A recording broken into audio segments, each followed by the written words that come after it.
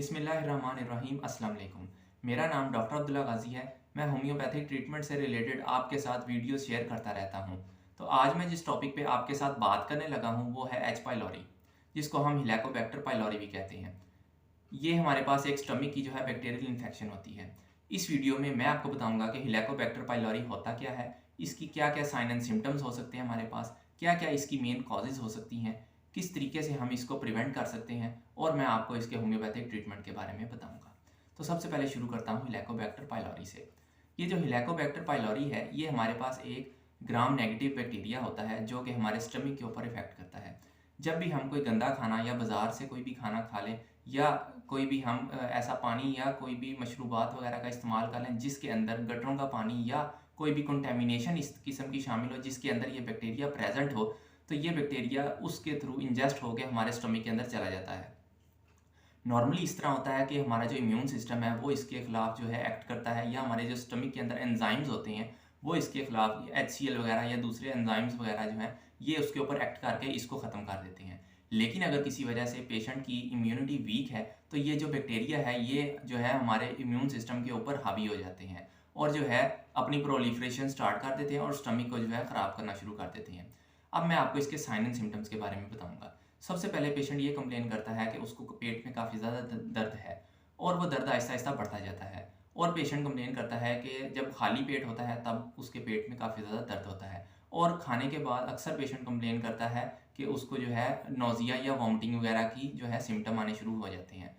अगर इसको डील ना किया जाए तो ये आहिस्ता आहिस्ता जो है बैक्टीरिया प्रोलिफरेट करता करता गैस्ट्राइटिस के जो सिम्टम्स हैं वो पेशेंट को शो कराना शुरू कर देता है। इसमें ये होता है गैस्ट्राइटिस के जो 3 मेन सिम्टम्स हमारे पास देखे जाते हैं वो ये होते हैं कि पेशेंट के पेट में काफ़ी ज़्यादा दर्द होता है। उसके बाद पेशेंट कंप्लेन करता है कि उसकी छाती बहुत ज़्यादा जल रही है या जलन का एहसास है। खाना खाने के बाद बोझल महसूस करता है, ख़ुसूसन जो है हमारे एपिगैस्ट्रिक रीजन के ऊपर। और उसके बाद जो पेशेंट नोज़िया या वॉमिटिंग वगैरह के सिम्टम्स भी जो है वो बताता है हमारे पास।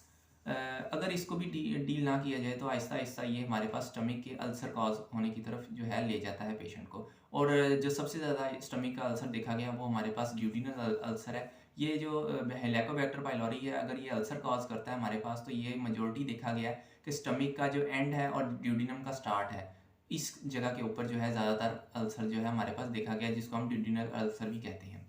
अब मैं आपको इसकी मेन कॉजेज़ के बारे में बताता हूँ। मेन कॉजेज़ में जिस तरह आपको बताया कि ये हमारे पास एक बैक्टीरियल इन्फेक्शन है, तो इसका जो मेन कॉजेटिव ऑर्गेनिज्म है वो है हमारे पास हेलिकोबैक्टर पाइलोरी। हमारे पास होता है इस तरह के ये बैक्टीरिया आम हमारे जो स्टूल के अंदर प्रेजेंट होता है। अगर ये स्टूल अगर पानी के साथ मिक्स होकर और वो पानी किसी तरीके से हमारे फूड के साथ कंटेमिनेट हो जाए, जिस तरह गटरों का पानी अक्सर हम देखते हैं कि सरकारी जो है हम पानी पीने के लिए भी कुछ लोग इस्तेमाल करते हैं, तो पाइपलाइंस जो हैं आपस में मिक्स हुई होती हैं, काफ़ी ज़्यादा निज़ाम इस तरह का ख़राब है हमारा, तो उसकी वजह से जो है वो बैक्टीरिया जो है पानी के अंदर शामिल हो जाता है और वो हमारे जो है पेट में चला जाता है।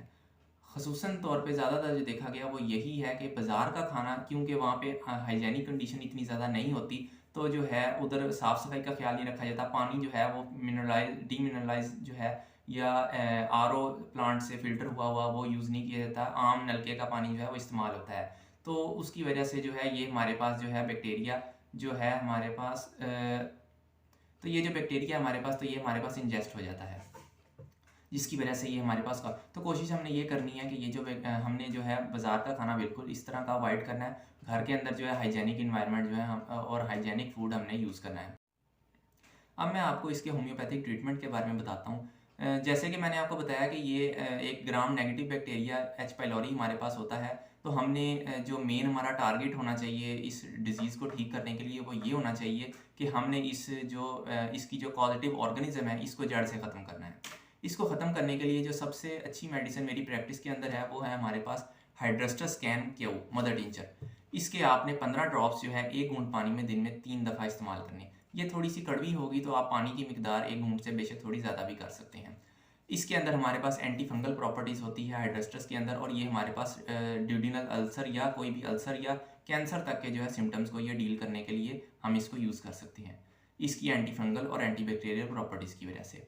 उसके अलावा अगर पेशेंट कंप्लेन करे कि उसको जो है साथ में फ़ीवर है या अगर हमारे पास टाइफाइड वगैरह के सिम्टम्स भी आ रहे हों, तो उसके लिए जो सबसे अच्छी मेडिसिन है वो हमारे पास बैप्टिशिया टिंचर क्यू है। इसके आपने 15 ड्रॉप्स जो है 1 घूंट पानी में सिर्फ दिन में 2 दफ़ा इस्तेमाल करने हैं। अब ये जो 2 मेडिसिन है ये आपने लाजमी यूज़ करनी है एच पाइलोरी के ट्रीटमेंट के लिए। इसके अलावा आपने थोड़ा सा पेशेंट का सिम्टोमेटिक ट्रीटमेंट करना है, क्योंकि एच पाइलोरी जो है ये हमारे पास हर पेशेंट में मुख्तलिफ सिम्टम्स जो है शो करता है।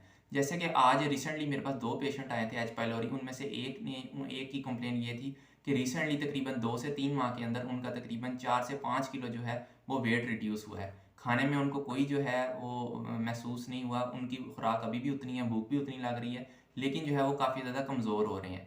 तो इस तरह के सिम्टम पेशेंट जो है मुख्तलिफ आपको दिया करेंगे, तो उसमें आपने सिम्टोमेटिक ट्रीटमेंट जो है वो आपने पेशेंट का करना है।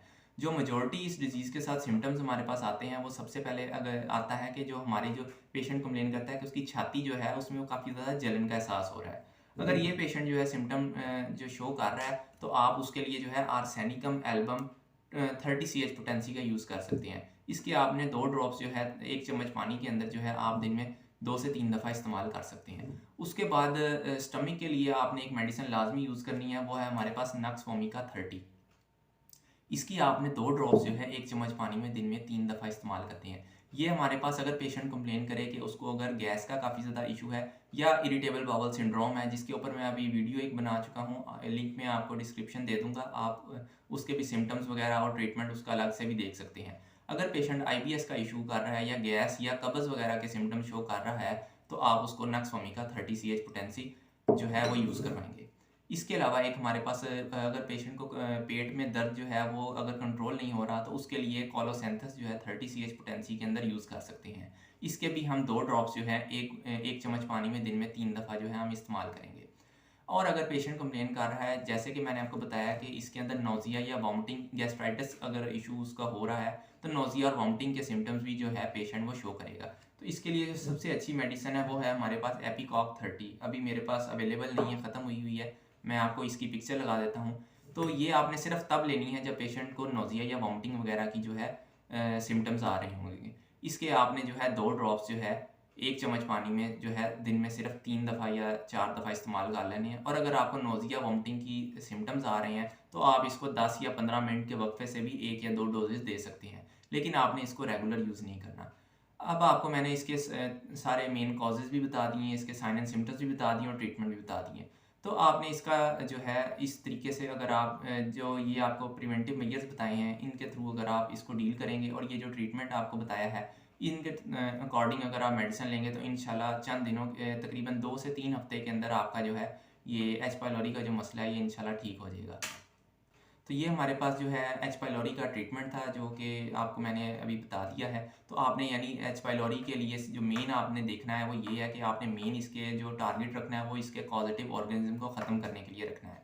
इसका अगर आपने मेडिसिन जब तक पेशेंट के सिम्टम मुकम्मल ख़त्म नहीं हो जाते, तब तक आपने मेडिसिन पेशेंट को कॉन्टीन्यूसली यूज़ करवानी है, ताकि जो है हमारे पास जो बैक्टीरिया है इनके अंदर रेजिस्टेंस पैदा ना हो जाए। तो अगर आपको मेरी वीडियो पसंद आई है, तो आप इसको काइंडली लाइक और शेयर कर दें और सब्सक्राइब कर दें और बेल आइकन को भी प्रेस कर दें, ताकि मेरी आने वाली तमाम वीडियोस जो है वो आप तक सबसे पहले पहुंच सकें। Thank you very much and अस्सलाम वालेकुम।